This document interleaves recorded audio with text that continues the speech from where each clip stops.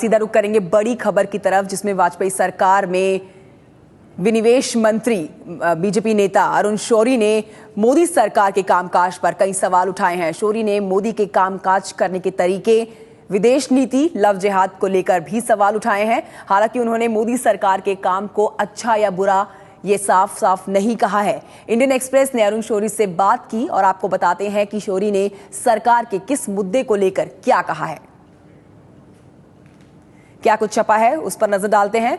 मैं किसी भी कड़े शब्द का इस्तेमाल नहीं करूंगा। मुझे उम्मीद है कि ईमानदार प्रयास किए जा रहे हैं और उनके परिणाम आ सकते हैं। अकबर इलाहाबादी ने कहा था, प्लेटों के आने की आवाज आ रही है लेकिन खाना नहीं आ रहा है। पीएम दिशा का संकेत कर सकते हैं, प्रतीकात्मक काम कर सकते हैं ताकि बाकी लोग काम आगे बढ़ाएं।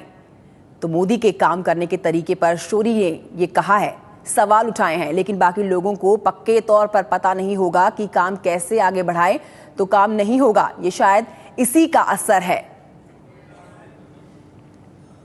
ऐसे अभियान सड़क किनारे बने शौचालय तक पहुंचने चाहिए, लेकिन परिवहन मंत्रालय को पता नहीं, इसीलिए वो आगे की योजना नहीं बना पाते।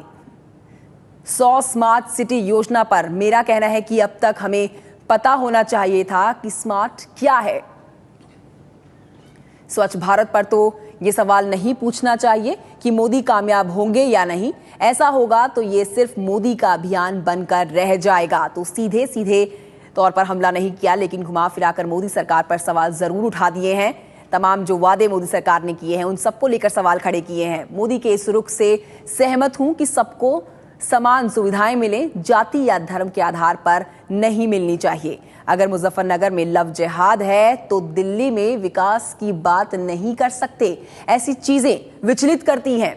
तो ये हर एक वो मुद्दा है जो उठ चुका है मोदी सरकार में। लव जिहाद इतना खतरनाक था तो वोटिंग के बाद घटनाएं बंद क्यों हुई, ये बड़ा सवाल उठाया गया है शौरी के द्वारा। मुझे मोदी की एक बात याद है, उन्होंने कहा था, अरे ये ठीक नहीं है, कुछ धमाकेदार आइडिया दो, विदेश नीति में आप इसे देख सकते हैं। एक पड़ोसियों पर ध्यान और दूसरे चीन पर नजर, मैं इसका पूरा समर्थन करता हूं, लेकिन ये इतना खुलकर नहीं होना चाहिए। चीन की नजर से ये सब भड़काने वाला है। अगर आप भड़काते हो तो आपको पलटवार के लिए पूरी तरह से तैयार रहना चाहिए। जापान में शिंजो आबे चीन के विरोधी हैं। वियतनाम का चीन से संघर्ष है। मैं गठजोड़ खुफिया साझेदारी के पक्ष में हूं, लेकिन चीन के चेहरे पर मत पोतिए। भारत बहुत बड़ा और विविधताओं से भरा हुआ देश है। मैं एक बड़ी शख्सियत के शब्द दोहरा रहा हूं। तो बड़ी शख्सियत के मैं शब्द दोहरा रहा हूं। सरकार नगरपालिका नहीं है, ये भारतीय संघ की सरकार है। सरकार छोटी संख्या से नहीं चल सकती है।